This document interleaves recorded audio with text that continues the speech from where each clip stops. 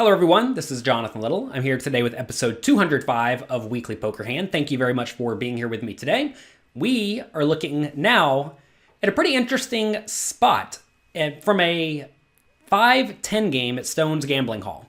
Now, I actually don't know what this specific situation is, so let's talk about two scenarios it could be. We have a player under the gun +1 raising to 30. Now, I know at Stone's Gambling Hall, they love to straddle from early position. And I don't know if under the gun +1 straddled or raised. If he raised and then Steve G picks up pocket aces in second position, I definitely like re-raising. Because if an early position player is raising, presumably they have a pretty good hand. And therefore, if you re-raise, they are pretty likely to give you action. Now, I really don't advocate 3-betting early position raisers too often in general. Because if you're 3-betting them, then obviously you must have something good. But with aces, it doesn't matter a whole lot. And also, if someone has a hand like queens or jacks, they're usually just putting their stack in and not worrying about it. So I would typically 3-bet in that scenario. If this was a straddle, though, like let's say under the gun or under the gun +1 straddles, and now Steve G picks up aces, I much prefer calling then. Because when he calls, it's somewhat likely that someone yet to act will raise his quote-unquote limp, right? Because he's just calling the straddle. So if there is a straddle under the gun, I definitely like calling with the aces from early position. Usually someone's going to raise to something like $100 or $130.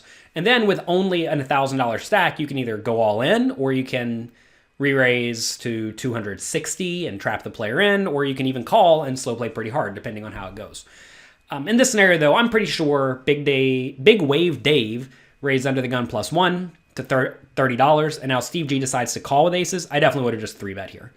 Again, if you are not watching these videos on YouTube or jonathanlittlepoker.com, feel free to do that. I do understand many of you are listening on iTunes, though, or the other podcast apps, and I'll do my best to talk you through the action. Also, Daniel elects to call with 6-2 of clubs in the hijack seat. That's a hand he definitely should fold. I get the vibe that Daniel's sort of a splashy player, but at the same time, 6-2 of clubs is not a hand you want to call a raise with, just because you're going to be making bad flush draws and bad pairs. And you don't really want to make bad hands when you're playing somewhat deep stacked. As you can see here, everyone is at least 90 big blinds deep or so. So that's definitely not a hand you want to play. Harlan elected to call the cutoff as well with Jack-9 offsuit. That's also a hand I would just fold. That's the hand that's going to make a lot of medium pairs, or maybe you make a straight here and there, but usually you're just going to end up with a medium pair, and that's not where you want to be. So both of those hands I certainly would have folded, and we still don't know what Big Wave Dave raised with because he decided not to show his cards. All right, flop comes 8-7-7 2 clubs. So Steve G has aces for an overpair, and Daniel has a flush draw. So let's take a look at the action. Looks like Big Wave Dave checked, and now Steve G, with his pocket aces, decided to bet 65 into the 135 pot. And I think that's fine. I think you want to be betting for protection / value on 8-7-7 2 clubs. It's very easy for someone yet to act to have a flush draw or a straight draw or a top pair that's going to call you every time. You definitely have to be concerned about the random 7 out there because clearly we see people playing 6-2 suited and Jack-9 offsuit. They just as easily could have a 7 in their hand, right? Obviously, I understand that they're less likely to have a 7 because there's 2 7s on the board, but you get what I'm saying.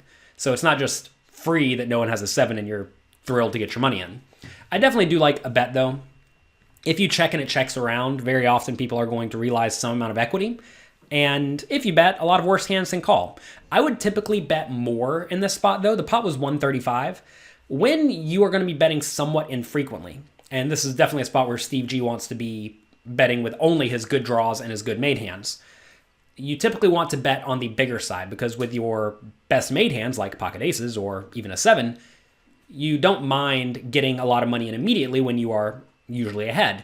And with your draws, you don't mind applying a lot of pressure because if your opponents fold, that is great. I actually discuss this a lot over at pokercoaching.com. If you have not signed up for that, go get your free 7-day trial, and I'll explain to you when and why to continuation bet. So this is definitely a situation where if you're going to bet, you want to be betting infrequently and large.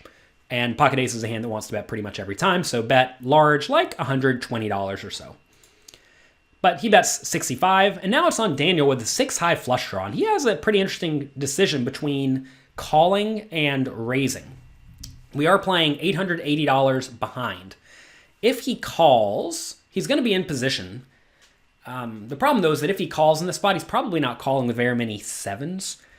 And this is a pretty bad draw. So when you are going to want to raise with some of your best hands, you also want to try to find some quote-unquote bluffs to raise with, usually semi-bluffs. And usually the bluffs you want to raise with are the ones that have no showdown value whatsoever. And also the ones you don't really mind raising and then folding. Because imagine he's sitting here with 10-9 of clubs. He doesn't really want to raise and just get it in against someone who has a 7, right? Or even pocket aces. But with 6-2 of clubs, if you raise and your opponent shoves, yeah, it's unfortunate, but I don't think it's the end of the world. So I think this is a fine hand to raise, but calling's also fine given Steve G bets so small. If Steve G bet bigger, I would prefer a raise even more. You may think that you don't necessarily want to raise with the flush draws and then have to fold to a re-raise, but sometimes that happens. More often than not, though, your opponent's going to call or fold, and that's just going to be that, and you're going to win the pot. So I don't mind a raise. If I am going to raise, I'm going to make it somewhat sizable, as if I had a 7, right? So when Steve G bets 65, I would make it something like 210.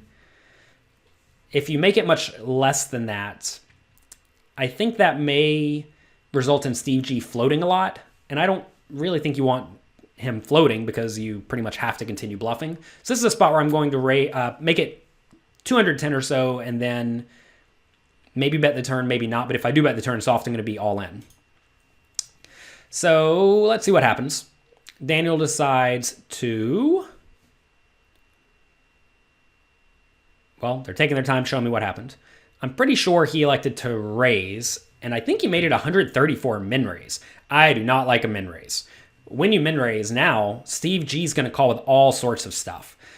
And you definitely don't want that unless you plan on betting medium on the turn and then jamming the river, so going for the full 3 street bluff, which I think is reasonable. I imagine most likely, though, Daniel's just min raising to try to buy a free card. This is a play that a lot of limit players will make, where they will min raise the flop and then check behind on the turn. So instead of having to call a flop bet and a turn bet in limit hold'em, which costs you a small bet and then a big bet, 1.5 big bets total, you get to put in a small bet now and another small bet for your raise and then check behind on the turn. This type of thought process does not really work for no limit hold'em usually, but sometimes it does. So there basically he's putting in 130 now to see the turn and the river, as opposed to a 65 bet now and then maybe 130 bet on the turn. That would cost him 195 instead of 130. Maybe that's what he was thinking. It's kind of hard to know what Daniel's strategy is in this spot. Anyway, back to Steve G. I would usually just call in the spot. If you re-raise, what's going to give you action? Well, good draws, which are roughly flipping against your aces, and 7s, which you lose to. So you're going to be getting it in against draws that are flipping and 7s that you're almost dead against.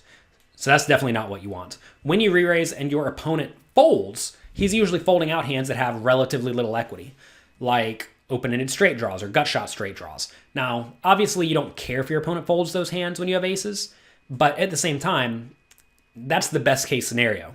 The worst case scenario is your opponent just has a 7 and you're putting your whole stack in dead. So I think this is a spot where you have to take the lesser of two evils and call.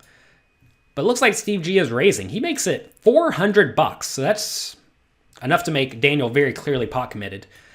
So now Daniel has to put in 270 into a pot that's going to go up to 8.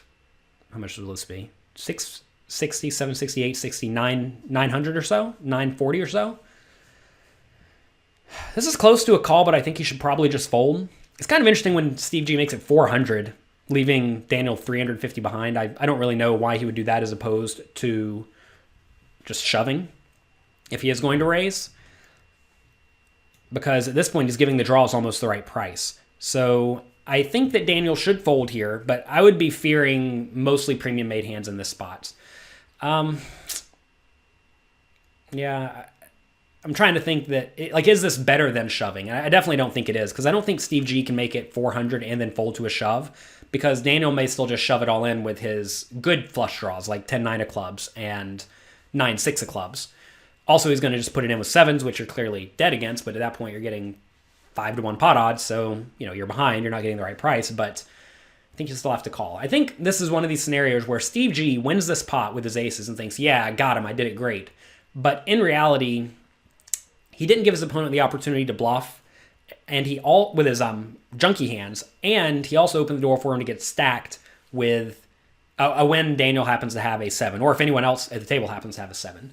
So this is always a dicey spot when you have an overpair multi-way and you bet and get raised, but I don't think the answer is just to blast your stack in, unless your opponent is raising the flop with all sorts of garbage, in which case you're probably best off calling and inducing bluffs, even on a somewhat draw-heavy board. So that's going to be it for this episode of Weekly Poker Hand. This was a fun one. He did make it $400, and Daniel did make the fold, for those who are not watching on JonathanLittlePoker.com. And yeah, that's it. Good luck in your games. Have fun. Be nice to each other. And I'll talk to you next week.